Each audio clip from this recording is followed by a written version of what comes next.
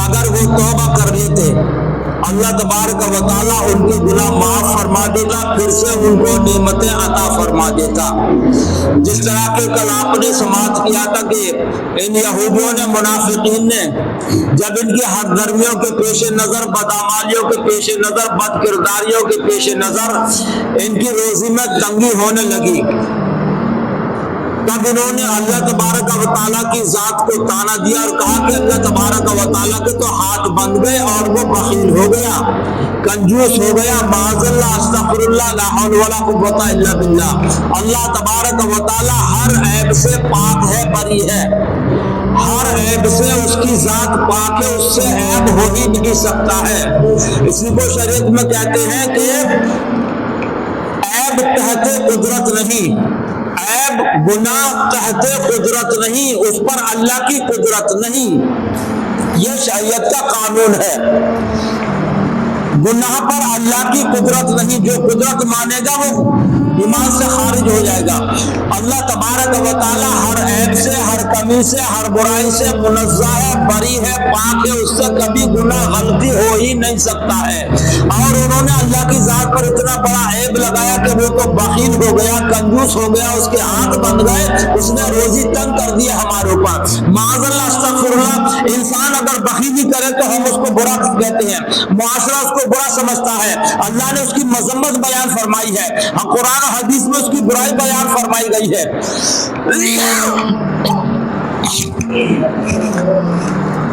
اور اللہ تبارک و تعالی نے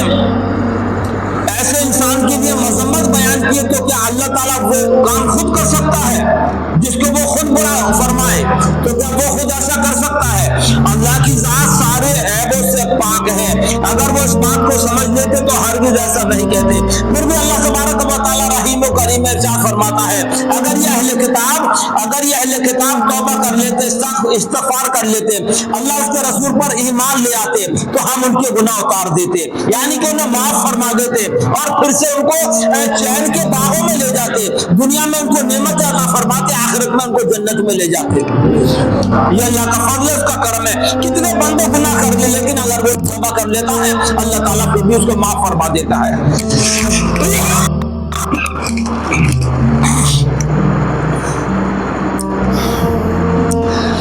وَلَوْ أَنَّهُمْ أَقَامُوا التَّوْرَاةَ وَالْإِنْجِيلَ وَمَا أُنزِلَ إِلَيْهِمْ مِنْ رَبِّهِمْ لَأَكَلُوا مِنْ فَوْقِهِمْ وَمِنْ تَحْتِ أَرْجُلِهِمْ مِنْهُمْ أُمَّةٌ مُقْتَصِدَةٌ وَكَثِيرٌ مِنْهُمْ سَاءَ مَا يَعْمَلُونَ۔ اور اگر وہ قائم رکھتے توریت اور انجیل کو،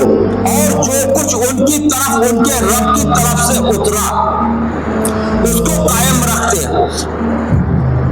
تو انہیں رزق ملتا اوپر سے اور ان کے پاؤں کے نیچے سے۔ کتنی بڑی بات اللہ تبارک و تعالیٰ ارشاد فرماتا ہے، اگر وہ اللہ تبارک و تعالیٰ کے فرامین پر قائم رہتے، جو کتابیں رب تبارک و تعالیٰ نے ان کو عطا فرمائی، ان کے احکامات پر پابندی سے مکمل طور پر عمل کرتے اور اللہ اس کے رسول کی سچی تابعداری کرتے تو اللہ تبارک و تعالیٰ آسمان سے بھی ان کو نعمت عطا فرماتا، زمین سے بھی ان کو رزق میں وسعت و برکت عطا فرماتا،